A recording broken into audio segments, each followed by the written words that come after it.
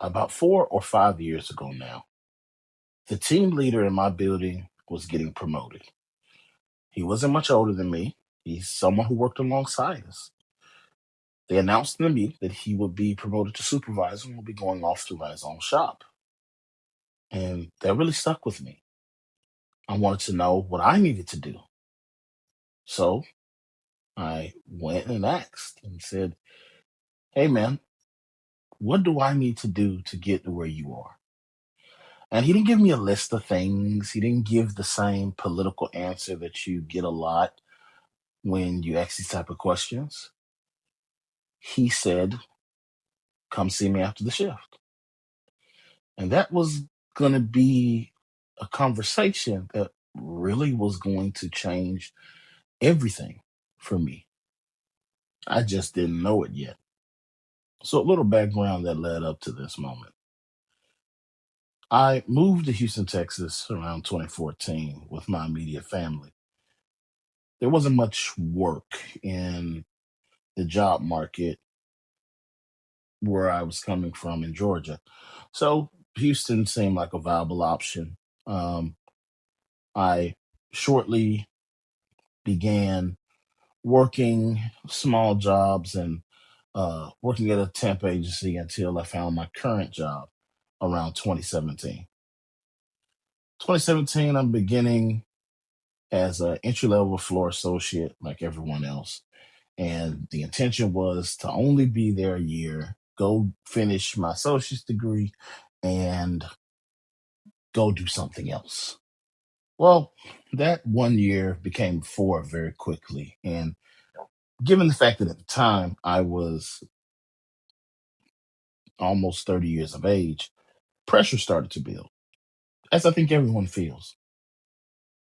What are you going to do with your life? You're getting older. People want to know, what does a family look like? And so that led to me really having some tough conversations with myself to figure out what I was really going to do. Therein lies the conversation with this team leader. Let's call him Bob. Bob is someone that worked alongside us. He started as a normal associate like myself. He was on the floor. Then he became a trainer, started working in quality, and then became a team leader. Now, all of a sudden, after a year or two with us as our team lead, he goes on to become a supervisor, supervising his own building now. And I'm no fool. The supervisors and salaried members of our company make good money, over six figures. And I had already been with my current company 4 years. Again, I'm nearing 30. So in my mind, I needed to do something. Therein lies the push for the conversation with the team leader. So he tells me after I ask him the important question of what do I need to do to get to where you are, he tells me to come meet him after the shift. When we finally meet up, he doesn't give me the list of here are all these books you need to read. He gave me practical advice. Hey, become the subject matter expert of your building. Become the person that people depend on. Stop wearing basketball shorts and sleeveless shirts because that was, kind of my thing was to wear basketball shorts and sleeveless shirts. But it was practical. He was simply saying, carry yourself differently. Actually work on becoming a person that the people look to. Work on becoming undeniable and being aware of how your area runs and not getting caught up so much in other things that people get caught up into, right? Whether it's how do I look to the managers or do I need to be in every single meeting? Who do I need to talk to?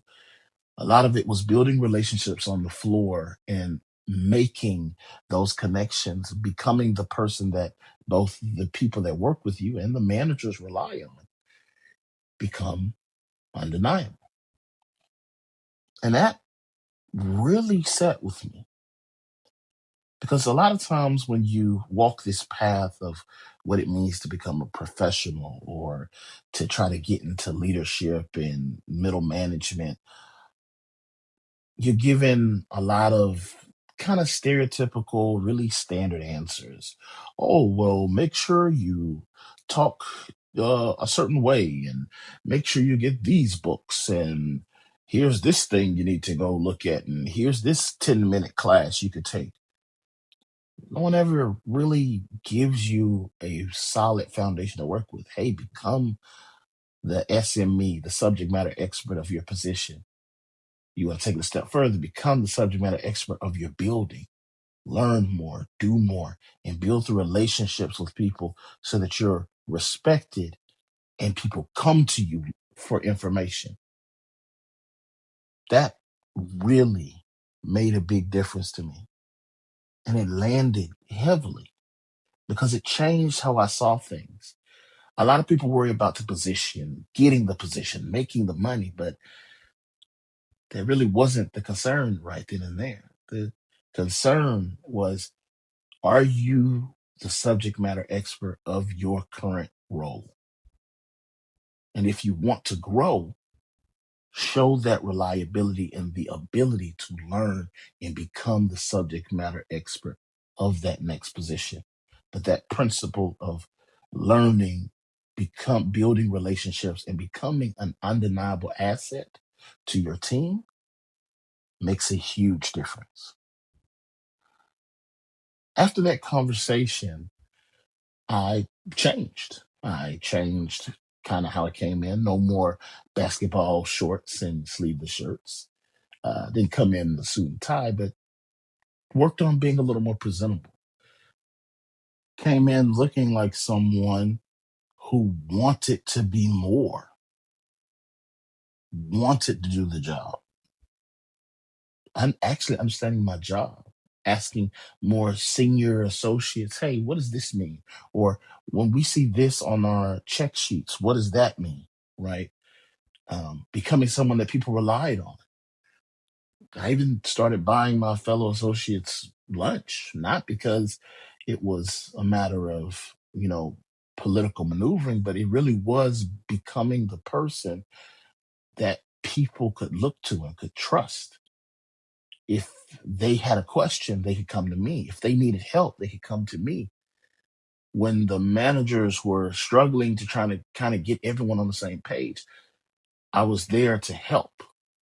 Not because I wanted power per se, but because my growth depended upon building these relationships and becoming that subject matter expert.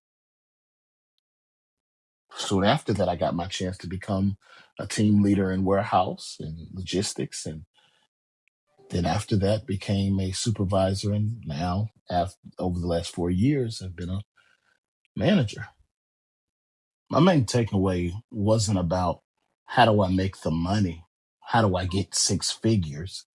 That was never the main point. What I took most from this conversation was the way of seeing things. Now, any department I work in, I try to become the expert of that department. What are the KPIs? What are we judged on?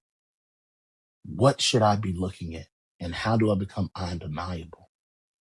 But a lot of this wouldn't happen if I didn't take that first step that a lot of people don't take.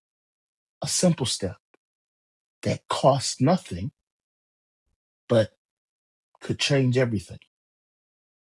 And that is to simply ask. Ask for help. Where I come from, as the saying goes, closed mouths don't get fed. Ask. You never know. It could change your entire life.